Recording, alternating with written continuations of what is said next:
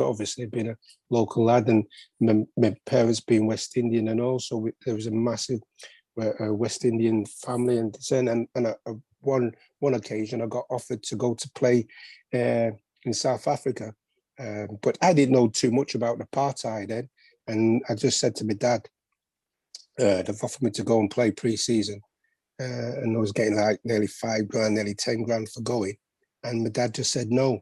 And after that, I learned about it and took on what he said, and to this day, I'm so glad that I didn't go because of where I'm from and what I did, and I've had to come back and face it with my parents and everything. But yeah, you could say I'm one of them lads from the ghetto who love my roots, as they say.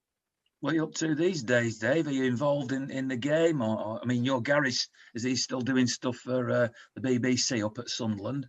Yeah, dude, I'm in the former players for Coventry City. I'm on the committee there, and I do a lot of former players with Man City. You know, like Derek Partridge, you might know, just passed away the other day. I do a lot of things with him and Eddie, Peter Barnes. We've got a WhatsApp app that we all keep in touch with each other.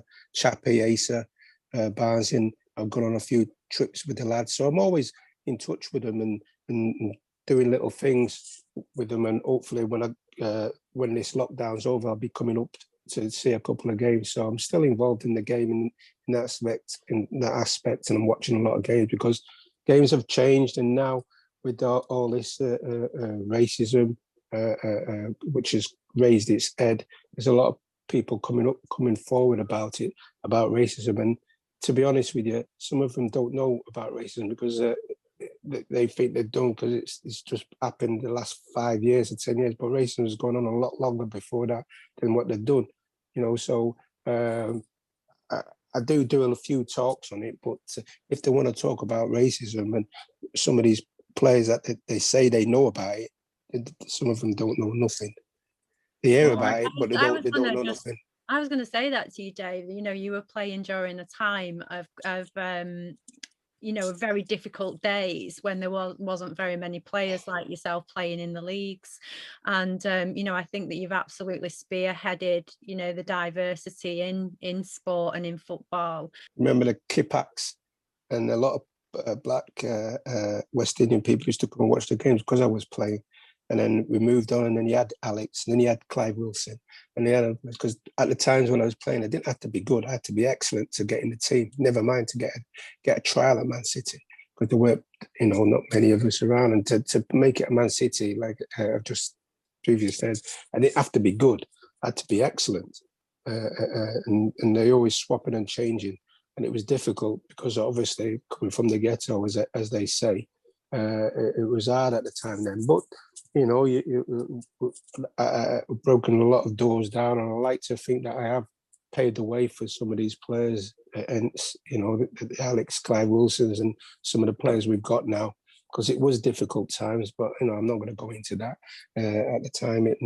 But I just the point where I'm trying to make, some of these players now are coming up about and speaking out about racism. When we've asked them to do it, because I do a show, Racing the Red Card, and like that. When we've asked them to come out and speak about it, they haven't. And now, because it's come to light, some of these players are coming out and saying, I've had that experience, I've had this experience. And some of them don't know the real experience. And when you have to play football and they're chucking bananas at you, and you're on the football pitch, and if you've had a bad game, you know, you can't go out, you can't do this. And that's racism, when you can't go out and you can't go anywhere with your girlfriend, or you can't do this, and you get picked on because you're in the light and everything like that. But now, hopefully it'll get better, but we're here to talk about football than that. And it's a sad day because we've got to beat against Man United, and I hate it to this day. This how bad it is. I've just looked on, I played my first derby, I've just looked at it, 1979 against Man United on the 10th of November at Main Road. We beat them 1-0, was it 1-0 or 2-1? Michael Robinson scored, I think. Michael Robinson and Maka, and we beat them 1-0. And I got my first ever Man of the Match trophy, and I've still got it to this day. And it goes along with my FA Cup medal. That's how proud I am of being a Manchester City player in my first derby against Man United. Piccadilly Radio, give it me. There's one for you. That's how far it goes back.